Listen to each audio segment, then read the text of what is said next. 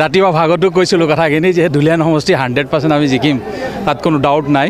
আৰু কাৰণ পাৰ্টিৰ কাৰ্যকৰ্তাসকলে যথেষ্ট পৰিশ্ৰম কৰিছিল আৰু দুলীয়াজান সমষ্টিত সাংগঠনিক ভেটি যথেষ্ট শক্তিশালী আছিল। আৰু ময়ে নহয়, কোনোবা যদি থিয় হ'লেও জিকিলেহেঁতেন, এনেকুৱা কোনো কথা নাই।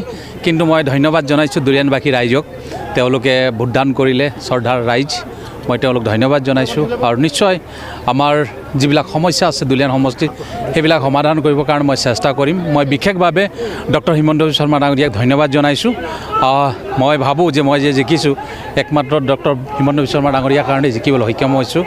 আৰু নিশ্চয় আমি আশা ৰাখোঁ যে ডক্টৰ হিমন্ত বিশ্ব শৰ্মা ডাঙৰীয়া অসমৰ মুখ্যমন্ত্ৰী হ'ব আৰু আমি তেওঁৰ হয়তো এটা পাৰ্ট আমি নিশ্চয় তেওঁক সহযোগ কৰিম আৰু নিশ্চয় দুলীয়াজান সমষ্টিটোৰ উন্নয়নৰ কাৰণে কাম কৰিম আৰু অসমখনক আগুৱাই লৈ যাম।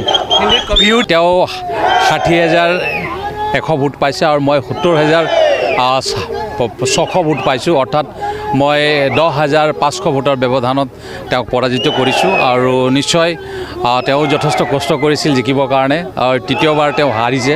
আৰু আমিও আমাৰ পাৰ্টিৰ কাৰ্যকৰ্তাসকলে যথেষ্ট কষ্ট কৰিলে। মই কিন্তু ইলেকশ্যন খেলিম বুলি জনা নাছিলোঁ, হঠাৎ ঘোষণা হ'ল। আৰু যদি সময় পোৱা হ'লে হয়তো আৰু ভোটৰ ব্যৱধানত জয়ী হ'বলৈ সক্ষম হ'লোঁ। বহুত ঠাইত মিটিং কৰা নহ'ল। তাৰপিছত আমাৰ পাৰ্টিৰ কাৰ্যকৰ্তাসকল যথেষ্ট কষ্ট কৰিলে, দুলীয়াজানবাসী ৰাইজে আমাক ভোট দিলে আৰু ডক্টৰ হিমন্ত বিশ্ব শৰ্মা ডাঙৰীয়াৰ নেতৃত্বত চৰকাৰখনে যিবিলাক আঁচনি ল'লে তাৰ কাৰণে আমাক ভোট দিছে ৰাইজে। আৰু নিশ্চয় আশা ৰাখিছোঁ দুলীয়াজান সমষ্টিৰ যিবিলাক সমস্যা আছে সমাধান কৰিবৰ কাৰণে মই মোৰ ফালৰ পৰা চেষ্টা চলাম। মই পাৰ্টিৰ কাৰ্যকৰ্তা হওঁ আৰু পাৰ্টিৰ কাৰ্যকৰ্তা হিচাপে আমাৰ কোনো ডিমাণ্ড নাথাকে।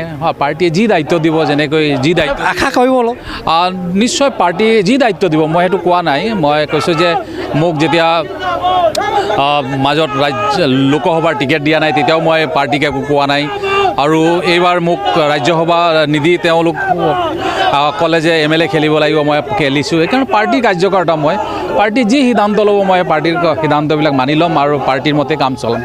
চাওক, আমাৰ লগতো পিছফালে বহুত গগৈ আছে, এনে কোনো কথা নহয়। আমি সকলো গগৈ হওক, হাজৰিকাই হওক, চাহু তেলীয়ে হওক, তাঁতী উৰিয়াই হওক, বুজিছেনে, সোণোৱালে হওক, সকলো মিলি আমি কাম কৰিব লাগিব। দেশৰ কাৰণে কাম কৰিব, ৰাজ্যৰ কাৰণে কাম কৰিব লাগিব আৰু আগুৱাই লৈ যাব। ইয়াত কোনো জাত পাতৰ কথা নাই। এনেকুৱা হ'লেতো মই কেতিয়াও জিকিব নোৱাৰিলোঁ। প্ৰথম মই এজন অসমীয়া, দুলীয়াজানত মই অসমীয়া হিচাপে নিজকে পৰিচয় দিওঁ। হয়, যেতিয়া আমাৰ নিজৰ ভিতৰত কথা পতা হয় তেতিয়া মই কওঁ আৰু মই চাহ জনগোষ্ঠী বা আদিবাসী বুলি কওঁ, নিজকে অসমীয়া বুলি কওঁ। আৰু মই অসমীয়া হিচাপে গৌৰৱ কৰোঁ যে ডক্টৰ হিমন্ত বিশ্ব শৰ্মাৰ নিচিনা এজন মানুহক আমি মুখ্যমন্ত্ৰী হিচাপে পাইছিলোঁ আৰু এতিয়া আমি মুখ্যমন্ত্ৰী হিচাপে পাম। এইটো আমাৰ কাৰণে গৌৰৱৰ বিষয়।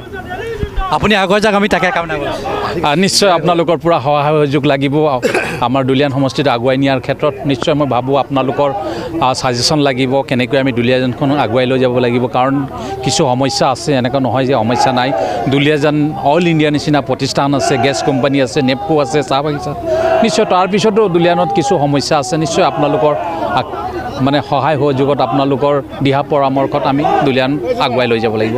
Thank U.